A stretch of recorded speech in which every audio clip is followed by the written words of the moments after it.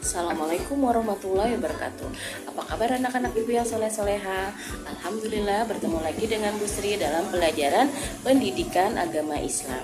Oke, PAI kali ini kita akan belajar di buku paket yaitu bab 2, yaitu iman kepada Allah dan Rasulnya. Tujuan pembelajaran kita kali ini, pertama, meyakini keimanan kita kepada Allah. 2, meyakini bukti-bukti keberadaan Allah. 3, cara beriman kepada Allah dan Rasulnya. Oke, sebelum kita mulai pembelajaran hari ini, yuk sama-sama kita baca doa mau belajar. Bismillahirrahmanirrahim. Robbi zidni ilman warzuqni fahman.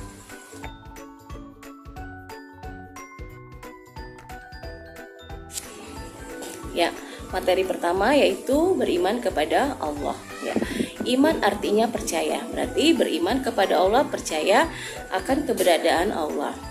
Iman kepada Allah merupakan rukun iman yang pertama. Ya, jadi kita harus percaya akan keberadaan Allah walaupun kita belum pernah bertemu dengan Allah. Bagaimana sih caranya? Nah, ya.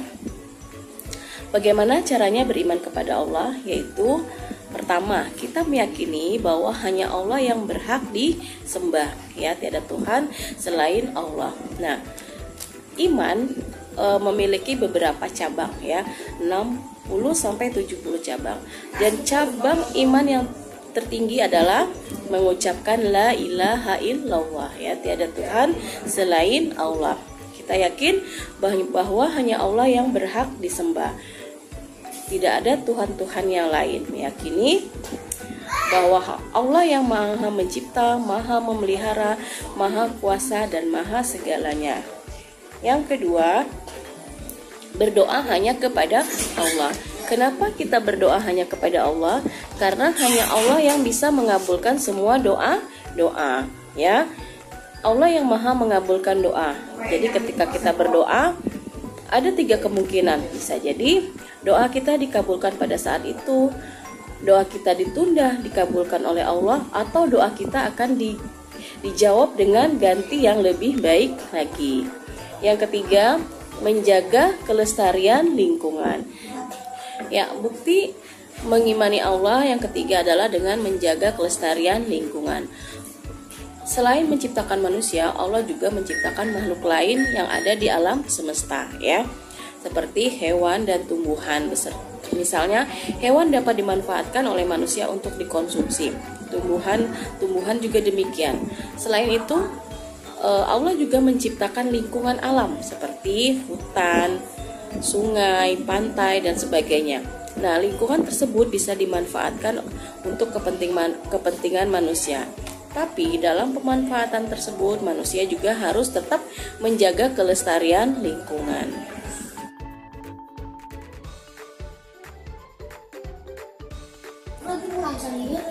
Bukti keberadaan Allah, ya. Apa sih bukti keberadaan Allah, ya? Yang pertama adanya makhluk hidup atau adanya makhluk yang diciptakan oleh Allah, ya.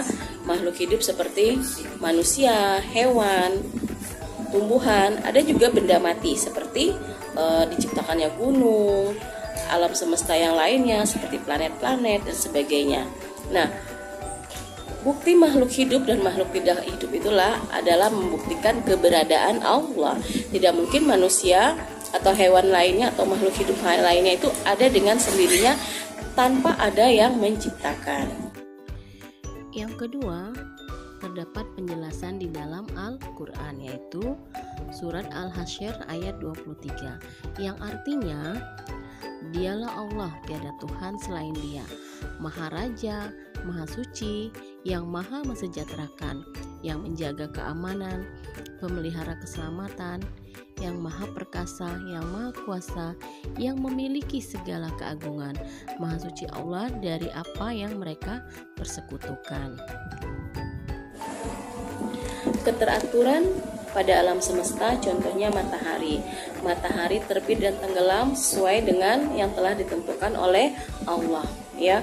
Planet-planet yang mengelilingi matahari ya, mereka mengelilingi matahari sesuai dengan garis orbitnya masing-masing ya. Jadi ada beberapa planet mengelilingi matahari tanpa terjadinya tabrakan. Insya Allah ya. Kenapa? Karena adanya Allah yang maha mengatur. Contoh lagi keteraturan yang ada di bumi ya. Setiap pagi matahari terbit dan sore terbenam ya. Kemudian dipergilirkannya siang dan malam ya. Tidak mungkin keteraturan yang ada di bumi, di alam semesta tanpa ada yang mengatur. Siapa yang mengatur tersebut ya? Ya, Allah yang maha mengatur.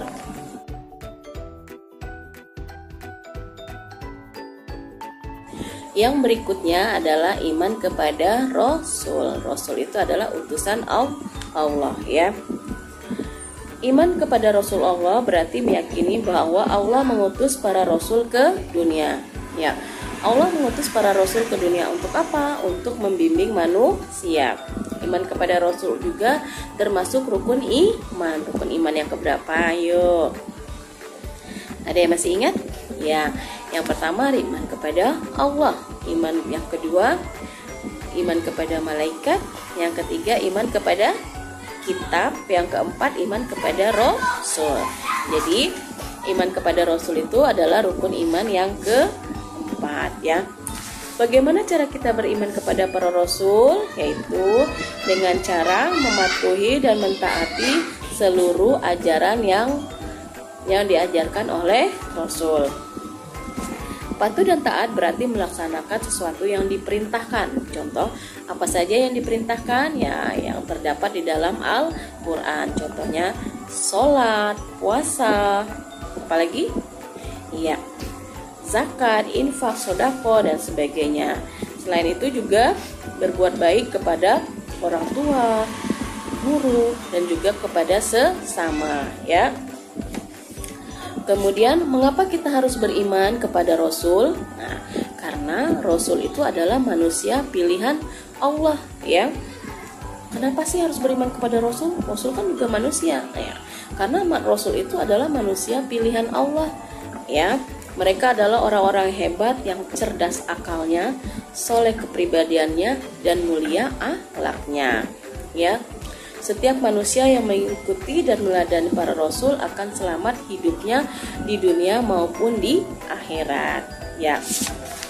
Oke, itu saja untuk materi iman kepada Allah dan Rasulnya.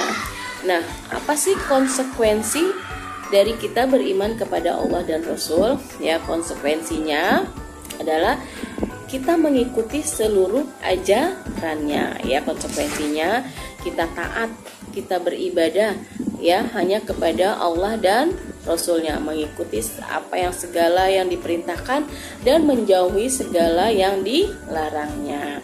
Oke, sekian dari Bu Sri materi beriman kepada Allah dan Rasulnya. Nanti kalian bisa baca-baca lagi di buku paket kalian ya. Ya, sekian dari Bu Sri. Tetap semangat, tetap jaga kesehatan. Assalamualaikum warahmatullahi wabarakatuh.